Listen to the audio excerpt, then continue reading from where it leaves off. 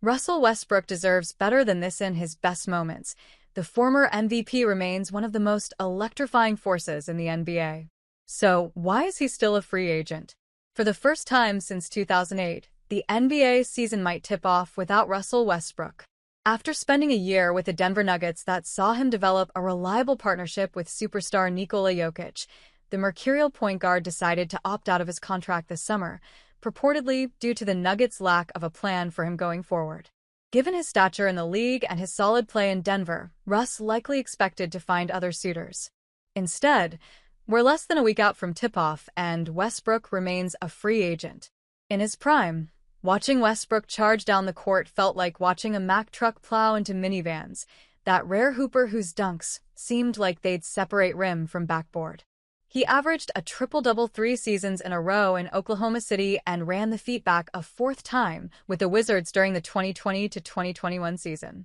Russ was a 2-time scoring champion, an MVP, and a 9-time All-Star. Those who called his style of play selfish were quick to forget that he led the league in assists in 2018, 2019, and 2021. It feels like I'm writing a eulogy. It shouldn't.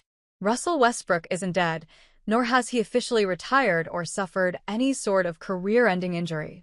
He's 36 years old, hardly a spring chicken but far from the typical sell-by date for star players. He's not injury-prone, and while he's no longer averaging a triple-double, he still has plenty to contribute to an NBA team. Westbrook would be the first to admit he's not a first option anymore. In fact, he did as much during his tenure with the Los Angeles Clippers in 2023 to 24. Upon realizing the 4-man setup of Kawhi Leonard, Paul George, James Harden, and himself wasn't gelling like it should, he offered to come off of the bench and lead the second unit. In his 2024-25 campaign with the Nuggets, he proved a killer setup man for Nikola Jokic as Jamal Murray endeavored to return from injury. Over the years, Westbrook has become a controversial figure and a regular punching bag of the NBA media. It's hard to pinpoint exactly when it started, but the Russ slander ran especially hot during his admittedly disastrous tenure with the Los Angeles Lakers from 2021 to 2023. The team hoped he could complete a big three alongside LeBron James and Anthony Davis. Long story short, it didn't work, which came as little surprise to any real ball knowers. Westbrook's heliocentric approach always seemed like an ill fit for a Lakers lineup that needed him to be a third option.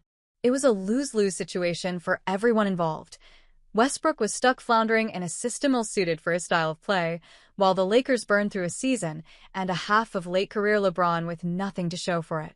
His reputation amongst casual NBA viewers and Lakers fans, two groups that, in this writer's somewhat biased opinion, share significant overlap, has never quite recovered, despite his on-court efforts improving considerably once he left the franchise.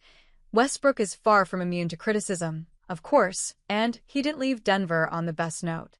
After opening strong in the Nuggets' second-round series against the eventual champion Thunder, he bottomed out in indefensible fashion, averaging 21% from the three-point line and only managing 6 points in a Game 7 drubbing.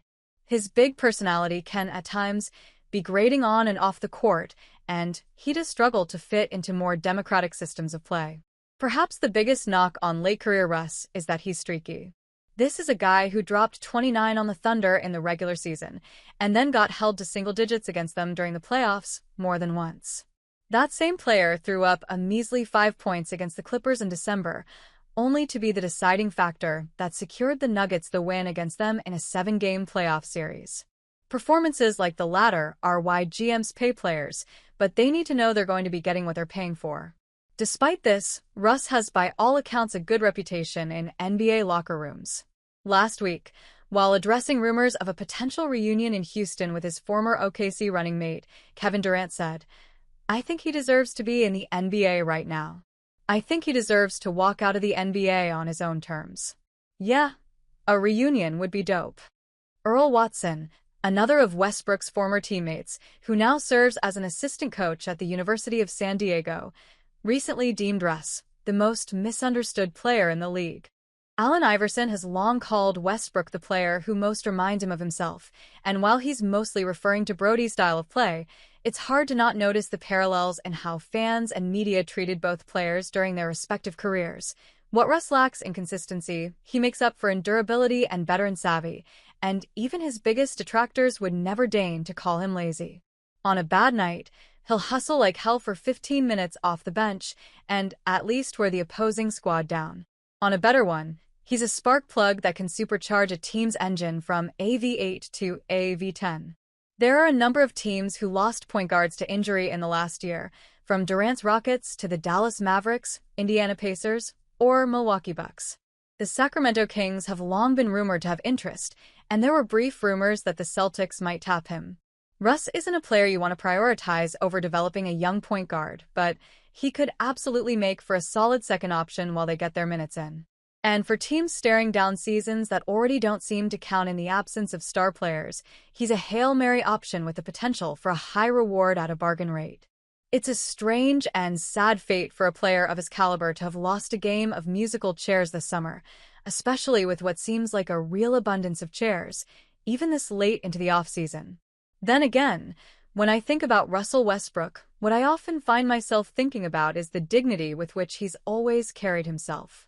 Russ is a Los Angeles legend, born and raised in the working-class city of Hawthorne. He's a guy who made good on his potential, playing for UCLA and eventually making it to the league, but would never say he got out. Everything Westbrook does comes back to Los Angeles. His charitable endeavors stretch beyond eponymous foundations and summer youth camps. He rides for LA harder than most athletes who wear the city's name on their jerseys. When he wins, it is not for the city. It is with it. In 2021, responding to criticism over his lack of an NBA championship, Westbrook said, "I was a champion once I made it to the NBA. I don't have to be an NBA champion. I know many people that's got NBA championships that's miserable, haven't done nothing for their community, haven't done nothing for the world. I'm not going to play basketball my whole life. My legacy is what I do off the floor."